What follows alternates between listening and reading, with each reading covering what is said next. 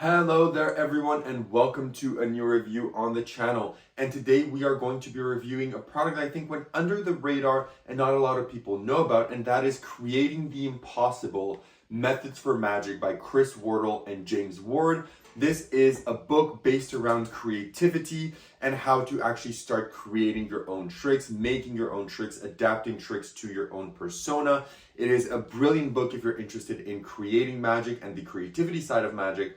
It's one of the types of books that doesn't really exist. A lot of books nowadays, they say they have blurbs on creativities or essays on creativity, but they're only maybe 1 or 2 pages long. Whereas here you have an entire book based around that, and you also have some effects thrown in. So let's roll the intro and get straight into the review.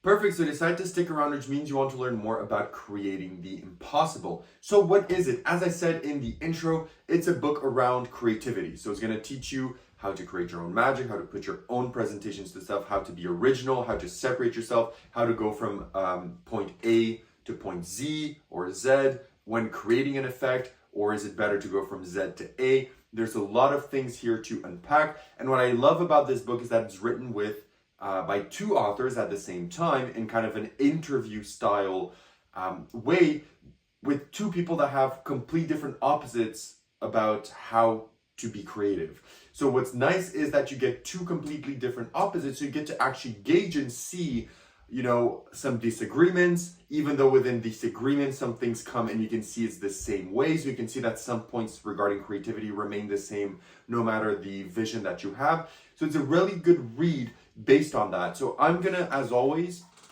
give you the table of contents and tell you exactly what you are going to be getting. So first of all, the book spans around 105 pages, and what you're gonna get is the first few pages are gonna talk about why create your own effects, effect or method, what is more important. So essentially establishing the baseline.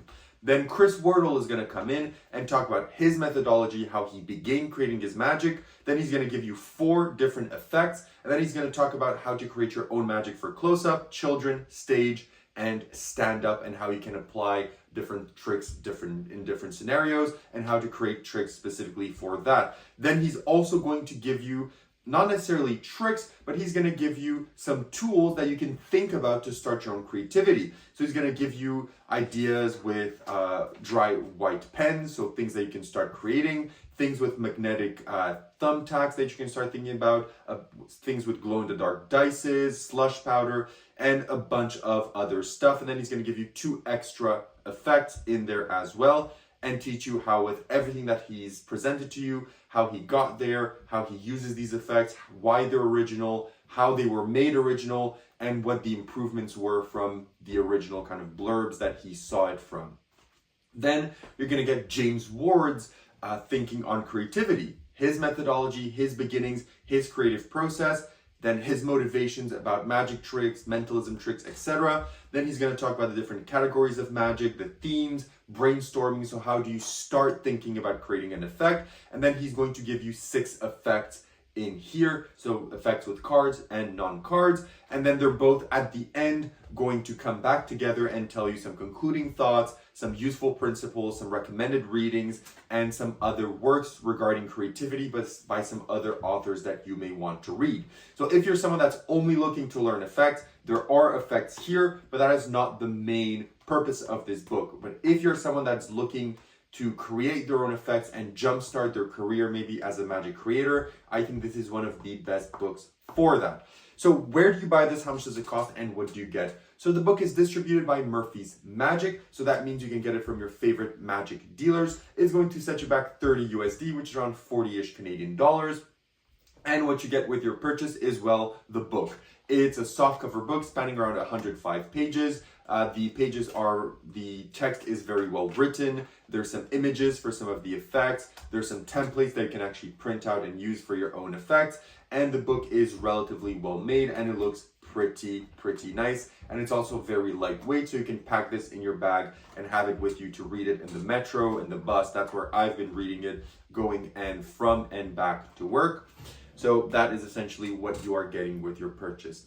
Now let's talk about difficulty. So what is the difficulty of the effects here? There's not that many effects, and the difficulty of them is relatively simple. Okay, so it's not that difficult to understand the effects, to perform the effects, and to go through them. They're also varied. It's not just cards. There's cards here. There's mentalism props. There's things with, as I said, dry erase pens, dices, thumbtacks. There's a ton of creative magic that you're going to learn here among all of the effects. So now for the rest of this stuff, there's not really a point in explaining practicality and where to perform, because the book is based on creativity. So the purpose here, as I said, there are tricks, but the purpose here is not the tricks themselves.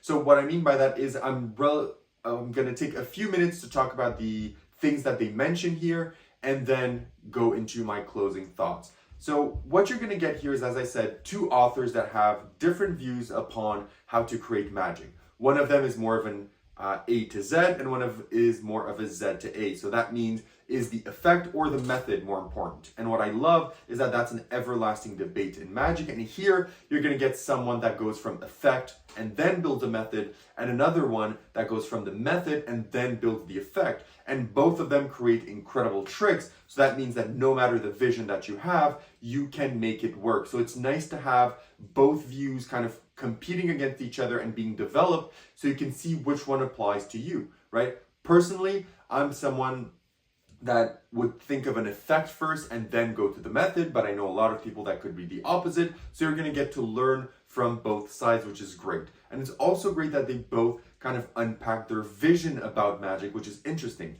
It's not necessarily magic theory, but it's interesting to see how they view, you know, close-up magic, stand-up magic, stage magic, children's magic, what is similar, what's different, what can be tied together, what can be not. You know, what's the different types of magic to J.Ward compared to C.Wardle. So seeing all of these different things is very fruitful and very interesting to learn, because it can change or enhance your already existing perceptions about all of these stuff, which will in turn create your, you know, spark your creativity and create a bouncing pad for you to maybe start creating your effects.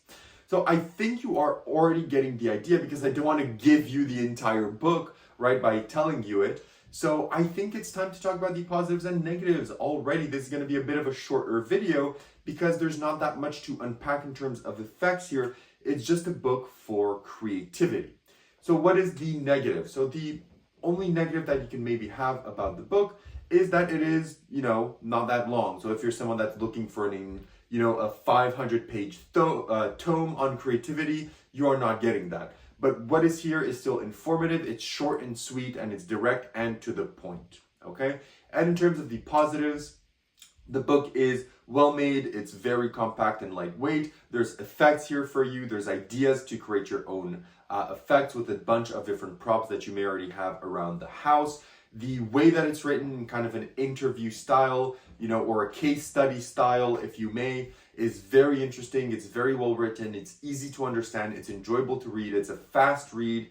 And I think that it actually works. It will spark most of you's creativity. And the main point is that there's not that many books based only on creativity. There's a lot of books out there that talk about creativity within the book for a few pages, but there's not that many books dedicated solely to creativity. So that's a major bonus of this book. So having said all that, would I recommend creating the impossible, and what do I give it out of 10? I think if you're someone that is looking to create their own magic and learn about creating their own magic from two amazing magicians / mentalists, I think this is definitely worth picking it up. It is going to have a lot of use for you in your creative journey. If you're someone that doesn't care about magic at all and creating magic at all, you just want to buy an effect and do it, and you don't ever want to create your own magic, maybe this is not the best book for you logically. So having said that, what do I rate it out of 10? I'm giving Creating the Impossible an 8 out of 10. I think it's a good book. I think it's a nice book to have if you're willing to kickstart your creating career. And that is all I have to say. So thank you everyone for watching, and I'll see you all in my next review. If you have any additional questions or comments, leave them down below. If not, see you in the next one. Bye bye.